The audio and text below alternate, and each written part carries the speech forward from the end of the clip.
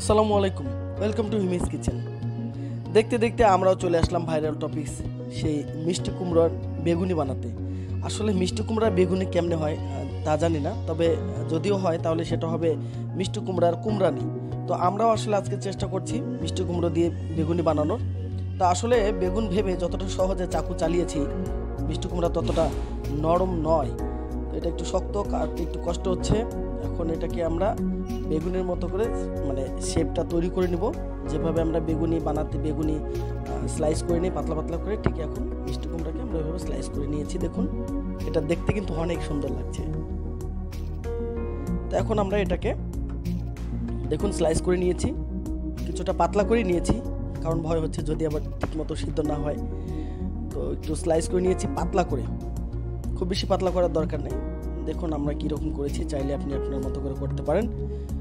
তো এরপরে চলে যাচ্ছি বেগুনি বানানোর অন্যান্য প্রসেসিংয়ে। তো এখানে আমি 1 কাপ পরিমাণ বেসন নিয়ে নিলাম। তো বেসনটা আমাদের বাসাতেই তৈরি করা। যদি আপনারা বেসন কিভাবে তৈরি করতে হয় জানতে চান, তাহলে আমাদের চ্যানেল থেকে ঘুরে আসুন, বেসন তৈরি করার সহজ নিয়ম দেখিয়ে দেওয়া আছে। তো বেসনটা আমরা একটু পরিষ্কার করে নিচ্ছি, মানে একটু ঝেড়ে নিচ্ছি। ঝেড়ে নিলে তাহলে যেই অংশটা থাকে সেটা খুবই ভালো হয়। তো দেখুন বেসনটা আমাদের প্রায় চেলে নেওয়া শেষ। এখন এই অবশিষ্ট অংশের সাথে আমরা কিছু উপকরণ মিক্স করব। প্রথমে দিয়ে দিচ্ছি এখানে লবণ, তারপরে দিয়ে দিচ্ছি ধনে, এরপরে দিচ্ছি হলুদ, তারপরে দিয়ে দিচ্ছি লাল মরিচের গুঁড়ো। এবার সবগুলো উপকরণকে সুন্দর করে মিক্স করে নেওয়ার একটা প্রচেষ্টা চলছে।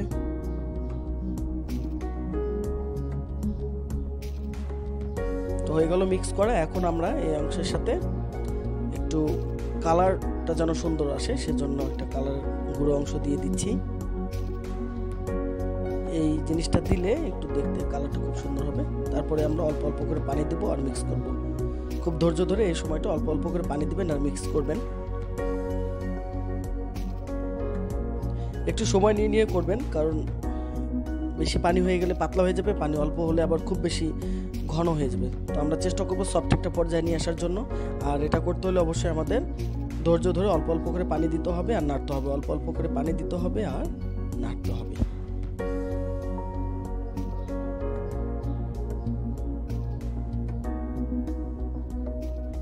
তো দর্শক দেখতে পাচ্ছেন, এভাবে নাড়তে নাড়তে একটা পর্যায়ে এসে আমাদের এত সুন্দর এবং সফট একটা পর্যায়ে চলে এসেছি।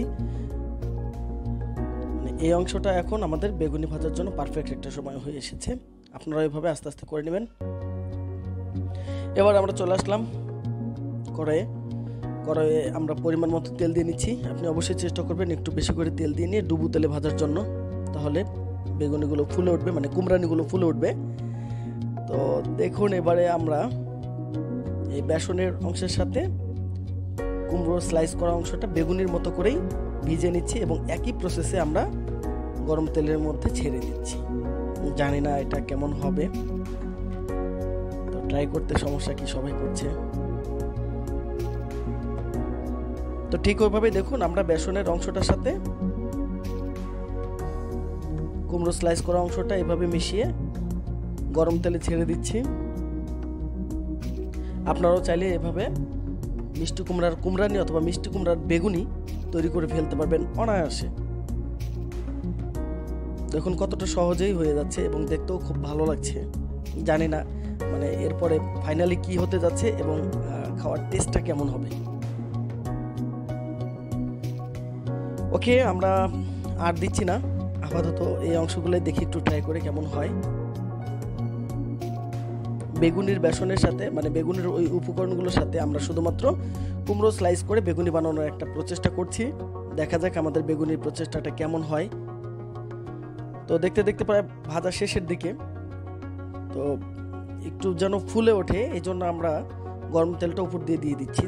তাতে আমরা খুব বেশি ব্যর্থ হই নাই, বরং সাকসেসই হচ্ছি, কারণ এভাবে তেলটা উপরে দিয়ে দিলে এই বেগুনিটা আর একটু ফুলে ওঠে।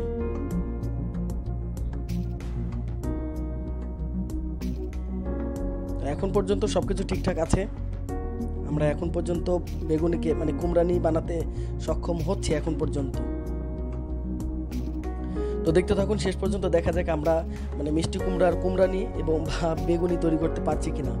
হ্যাঁ, আমাদের মোটামুটি ভাজা প্রায় শেষের দিকে, আমরা এখন তুলে নিব। তো দেখতে পাচ্ছেন দর্শক, এটা তুলে নেওয়ার পরে অনেকটাই একেবারে হুবহু বেগুনির মতোই দেখা যাচ্ছে। এখন পর্যন্ত আমরা সাকসেস। দেখুন একেবারে বেগুনির মতোই দেখা যাচ্ছে এবং দেখতে অনেকটাই ভালো লাগছে, কালারটা খুব সুন্দর হয়েছে। তো অলমোস্ট আমাদের ভাজা শেষ, এখন পরিবেশন করার পালা।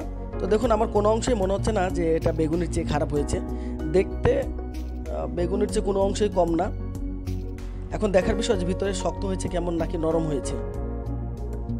আমি যখন হাত দিয়ে এটা ফাটালাম তখন মনে হলো খুব সফট, ভিতরে তেমন শক্ত অংশ নেই। আমি একটু আপনাদেরকে হাতে নিয়ে দেখানোর চেষ্টা করছি। দেখুন এই যে একদম নরম হয়ে গেছে, তার মানে এবং যে ঘ্রাণটা আমি পাচ্ছি এটা নিঃসন্দেহে বলা যায় যে এটার টেস্ট হবে অসাধারণ।